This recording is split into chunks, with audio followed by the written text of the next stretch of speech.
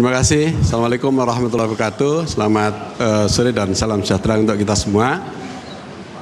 Menyambung tadi yang sudah disampaikan oleh Pak Osman Sabta, Ketua Umum Partai Hanura, bahwa kita saat ini sedang menjalankan perintah konstitusi, yaitu menjalankan demokrasi. Bahwa demokrasi kita adalah landasannya konstitusi, dan sebagai benteng konstitusi kita itu adalah hukum.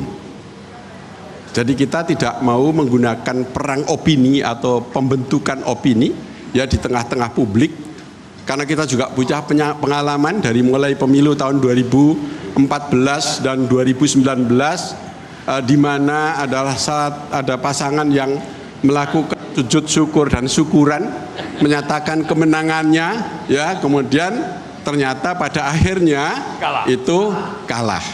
Ini jangan sampai nanti kita kemudian membuat rakyat kita yang sedang melakukan pesta demokrasi itu kemudian dicederai oleh kecemasan. Jadi biarlah pesta demokrasi itu dinikmati oleh rakyat secara natural, ya. Rakyat yang sedang berdaulat menggunakan senjata kekuasaannya tiap sekali itu betul-betul bisa ia nikmati. Biarlah rakyat yang berdaulat untuk menjalankan demokrasi ini.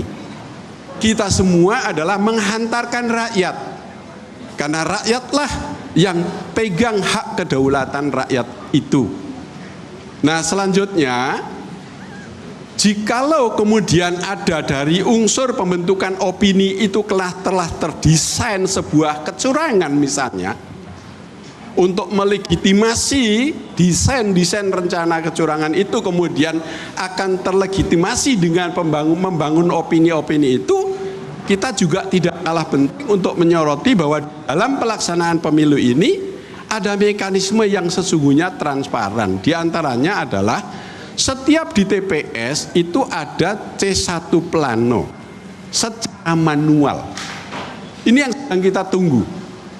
Nah, masing-masing partai politik seperti di PDIP, P3, Hanura, dan Perindo memiliki pusat tabulasi nasional, yang setiap TPS, berita acara hasil penghitungan suara yang ditandatangani oleh semua partai politik peserta pemilu itu, lalu secara manualnya itu sementara difoto, dikirim ke pusat tabulasi, dan setelah kumpul maka nanti C1 aslinya akan dikirimkan ke pusat.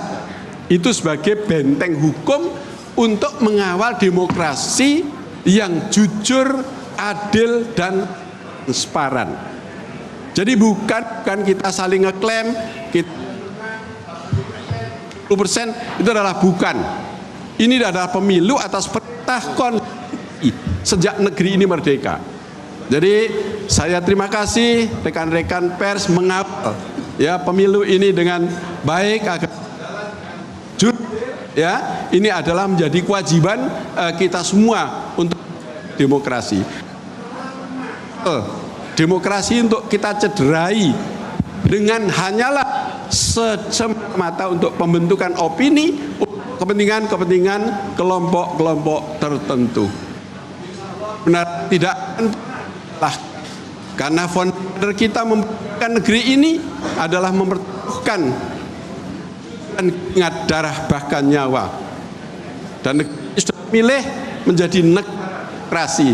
Demokrasi adalah untuk membangun umat, membangun kesejahteraan rakyat. Jadi kewajiban kita untuk terus kita tegakkan lewat demokrasi itu. Terima kasih rekan-rekan pers media untuk